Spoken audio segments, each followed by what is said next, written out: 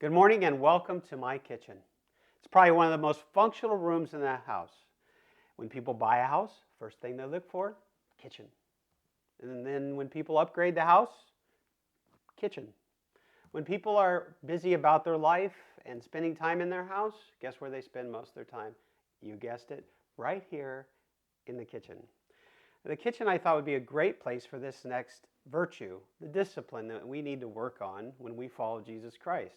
The discipline today is kindness.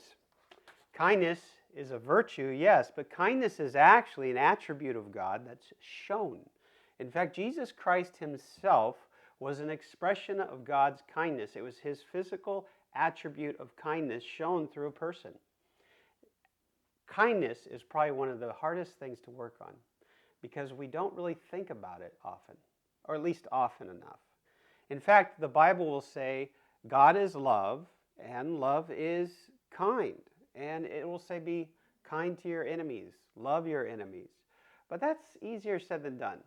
If I had to write a letter to my enemy, I'd say, wow, thanks for hating my guts. No, that wouldn't be very kind. Or how about, I'm just showing you this love because I was told to. That's not very kind either. Or how about this one? You were really mean to me, but because of my great forgiveness, I will forgive you. No, that's not really kindness either. You see, kindness is humble, it's gentle, it expresses itself in many different virtues. And the reason is because kindness is shown. It's shown through the way we speak and the actions we take. It's an expression of God's love. Are you considerate? Kindness considers the feelings of others. Kindness shows the love we have for others. It's doing the right thing in a considerate way. So I kind of wanted to show this to you as we go about learning to be kind. Isabel, come on, man. I'm shooting a film here. You could move for me. Well, actually, you know what? That's not kind, is it? That brings in the principle. Kindness expresses itself and shows itself through actions. One of the actions I could take is this.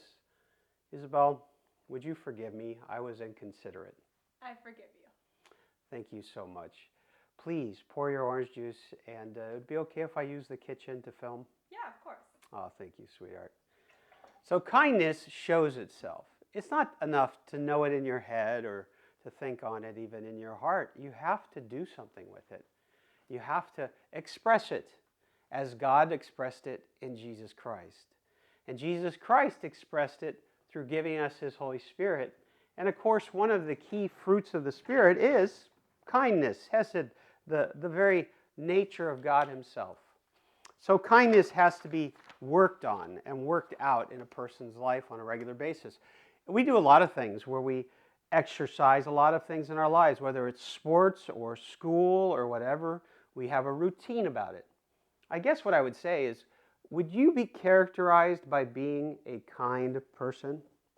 Would people look at you and say, oh, that guy's considerate? That is to say that guy thinks about what I'm going through and cares. That guy wants to do what's right for me. Or how about, is that person gentle? Gentleness is an incredible expression of kindness. And another one that's also found more in the Old Testament would be faithfulness. When somebody is faithful to love you and to express that love to you, you really see the kindness of God worked out in their life. So kindness does have to be worked on. In our home, we like to joke around. I like joking. I think humor is great, but oftentimes humor is hinted with sarcasm or it has some sort of belittling element to it. So if all you ever do is joke around as a person or in a home, what happens is you become known as someone who tears people down instead of building them up. Kindness really is something that builds others up and considers others first. So it does need to be worked on. So in our home, we thought about different ways to practice it, but one of the things I've been trying to encourage in our home is that we're characterized first by kindness. And then after that, you can joke around if you'd like. Because that shouldn't be who you are as a jokester. You should be a kind person who's like Christ.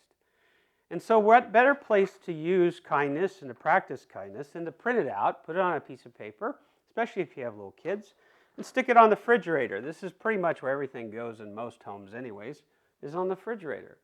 And practice every day the first thing you say, the first thing you do as you walk out of the room, make it kind first. And then if you make a mistake, you can ask forgiveness. That's kind. A kind person seeks forgiveness. Or if you need to be patient, you can be patient. That's something I still work on. There's something that you want to do in your life more than anything else. You know what that is? You want to be known to be a kind person. But the only way to do that is to know the kindest person that ever lived. And that was Jesus. So practice kindness and work on it. And work it out in your life. And God bless you. And may you be a very kind person when you're done.